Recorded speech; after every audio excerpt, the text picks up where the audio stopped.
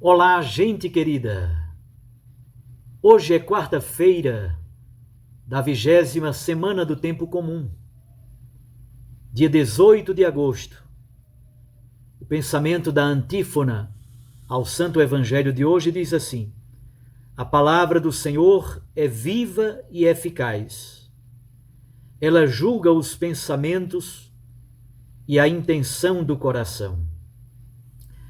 O texto do Evangelho é de Mateus 20, de 1 a 16. Naquele tempo disse Jesus aos seus discípulos esta parábola: o reino dos céus é como a história do patrão que saiu de madrugada para contratar trabalhadores para a sua vinha. Combinou com os trabalhadores uma moeda de prata e os mandou para a sua vinha. Às 9 horas da manhã, o patrão saiu de novo. Viu outros que estavam na praça desocupados e lhes disse: ide também vós para a minha vinha, e eu vos pagarei o que for justo. E eles foram. O patrão saiu de novo ao meio-dia e às 3 horas da tarde, e fez a mesma coisa. Saindo outra vez pelas 5 horas da tarde, encontrou outros que estavam na praça, e lhes disse: por que estáis aí o dia inteiro desocupados? Eles responderam: porque ninguém nos contratou. O patrão lhes disse: ide vós também para a minha vinha. Quando chegou a tarde, o patrão disse ao administrador: chama os trabalhadores e paga-lhes uma diária a todos, começando pelos últimos até os primeiros. Vieram os que tinham sido contratados às 5 horas da tarde, e cada um recebeu uma moeda de prata. Em seguida vieram os que foram contratados primeiro, e pensavam que iam receber mais. Porém, cada um também recebeu uma moeda de prata. Ao receberem o pagamento, começaram a resmungar contra o patrão. E diziam: estes últimos trabalharam 1 hora só, e tu os igualaste a nós, que suportamos o cansaço e o calor o dia inteiro. Então o patrão disse a um deles: amigo, eu não fui injusto contigo. Nós não combinamos uma moeda de prata? Toma então o que é teu e volta para a tua casa. Eu quero dar a este que foi contratado por último o mesmo que dei a ti. Por acaso não tenho o direito de fazer o que eu quero com aquilo que me pertence? Ou estás com inveja, porque eu estou sendo bom? Assim, os últimos serão os primeiros, e os primeiros serão os últimos. Palavra da salvação. Glória a vós, Senhor. Minhas irmãs e meus irmãos, antes de tudo, só para vocês terem uma noção, é importante saber como era a jornada de trabalho no tempo de Jesus. Começava às 6 horas da manhã e ia até às 6 horas da tarde. É por isso que o patrão saiu de madrugada, podemos supor aí pelas 5 horas da manhã, depois saiu às 9, depois ao meio-dia, depois às 3 horas da tarde e finalmente às 5 horas da tarde. Então percebam que a contratação dos trabalhadores segue exatamente a dinâmica de uma jornada de trabalho. De 6 a 6, do nascer do sol ao pôr do sol. A segunda coisa importante é que, no tempo de Jesus, havia uma massa grande de jornaleiros, isto é, trabalhadores braçais, que ficavam nas praças, esperando para serem contratados para uma jornada de trabalho. E ganhavam um denário, isto é, uma moeda de prata, era o pagamento de um dia de trabalho. Normalmente um denário era o dinheiro que, teoricamente, daria para um trabalhador se manter durante um dia. O problema é que ele só recebia no final do dia.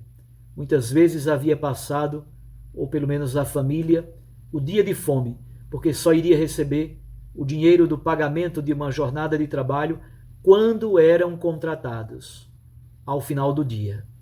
E eles ficavam nas praças, esperando então que algum dono de propriedade, algum agricultor, algum proprietário viesse à praça para contratá-los. Uma segunda coisa importante é que o texto de hoje ele pode ser lido a partir da perspectiva de Jesus Cristo, a partir também do olhar de Deus Pai misericordioso. Mas também pode ser lido à luz da igreja no tempo de Jesus. Isto é, Jesus Cristo oferece salvação aos perdidos, aos abandonados, aos excluídos, aos últimos dos últimos. E a eles revela a imensa misericórdia de Deus Pai. Esta é uma possibilidade de leitura. Se olhamos nos santos evangelhos, Jesus passou todo o seu ministério público cuidando dos doentes, dos endemoninhados, dos pecadores, dos pobres, dos impuros. Estes são os últimos que se tornam primeiros no reino dos céus. Do ponto de vista eclesiológico, do ponto de vista da igreja, no tempo das comunidades de Mateus, isto é, mais ou menos pelo ano 80, a problemática é a mesma do tempo de Jesus, mas acrescenta-se uma outra. É exatamente a situação da relação entre cristãos provindos do judaísmo e cristãos provindos do paganismo. É o grande problema do acolhimento dos pagãos nas comunidades cristãs primitivas, especialmente sabendo que Mateus escreve o seu evangelho para cristãos provindos do judaísmo. Portanto, a relação entre estes cristãos que eram judeus ou são judeus, e obviamente eles se achavam e eram de fato o povo eleito, se achavam os primeiros herdeiros da salvação. Mas agora, por um processo de alargamento da tenda, como assim podemos dizer, os pagãos também são inseridos no mistério da salvação. Há, portanto, últimos que se tornam primeiros. Qual é o grande problema?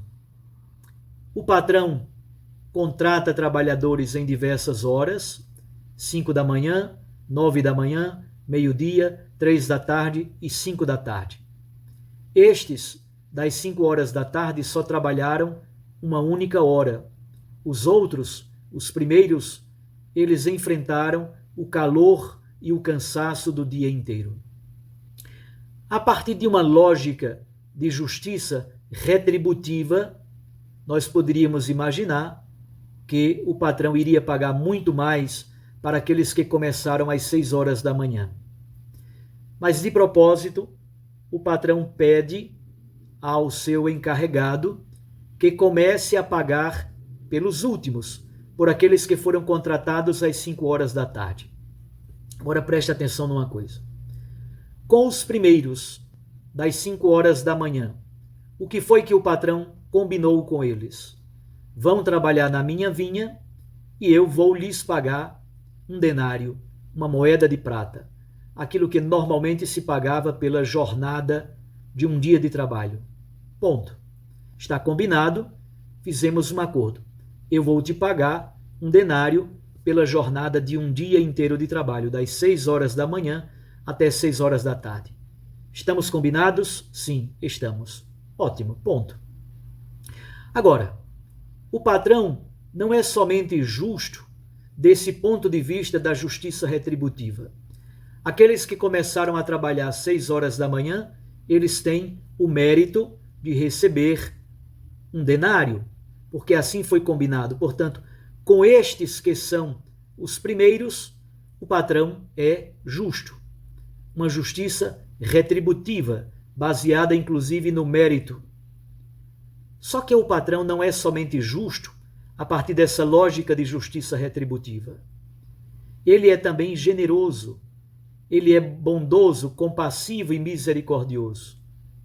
Aos últimos, mesmo àqueles que foram contratados às 5 horas da tarde, ele também quer pagar uma moeda de prata, um denário. E ele pede ao encarregado que comece a pagar por estes últimos. Obviamente, logo, os primeiros, símbolo do povo judeu, símbolo das lideranças judaicas, o povo eleito, estes primeiros, que pensam que têm a propriedade absoluta do reino, eles começam a resmungar. Aliás, resmungar e murmurar é exatamente a postura de alguém que não consegue conceber Deus como misericórdia e como compaixão. O patrão, então, é muito lógico no seu raciocínio. Meu amigo, eu não estou sendo injusto com você. O que nós combinamos, uma moeda de prata. Pois bem, está aqui a sua moeda de prata, vá em paz. Ora, eu faço o que bem quero com os meus bens. Eu quero dar a estes últimos também uma moeda de prata. Você está com inveja, afinal? Simplesmente porque eu sou bom, estou sendo generoso, estou sendo misericordioso e quero doar também uma moeda de prata a estes que começaram às 5 horas da tarde. Revela-se então uma dupla face da justiça do reino. A justiça retributiva, isto é, aquela justiça para aqueles que começaram 5 horas da tarde, é uma retribuição pelo trabalho do dia inteiro e ele recebe por puro mérito. Com os últimos, o patrão lhes paga também uma moeda, porque ele é bom, misericordioso, generoso e compassivo. E eles recebem porque há uma outra lógica para se compreender a justiça do reino.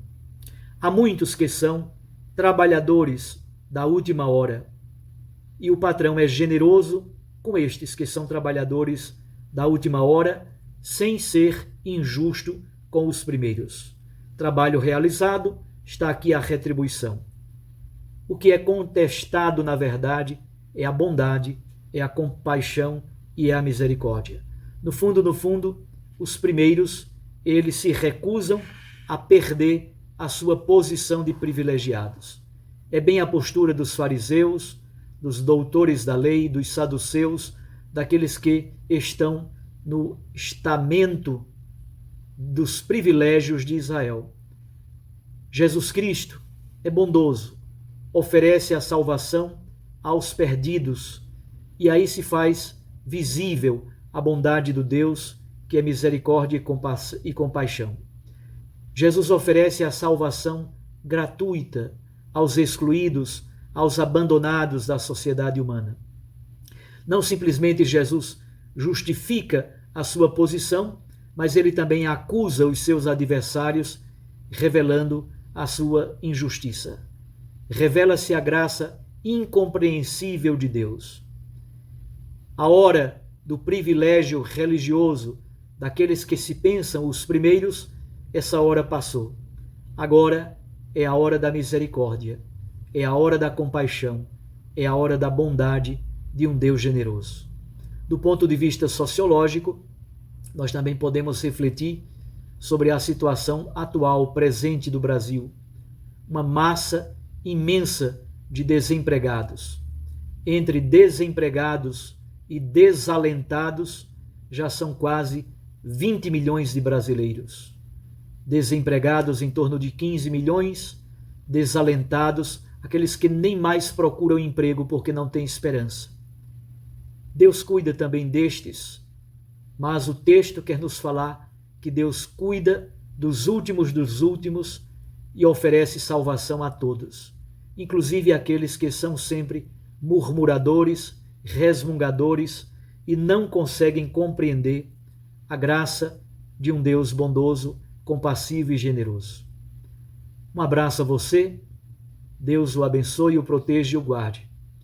Fique com Deus, com sua Mãe Maria Santíssima. Recorde sempre que a palavra aquece o coração e a Eucaristia nos lança para a missão. Até amanhã, se Deus nos permitir, e acolha o amor generoso desse Deus misericordioso que ama, é bondoso com os últimos, sem deixar de ser justo com os primeiros. Em nome do Pai, e do Filho, e do Espírito Santo. Amém.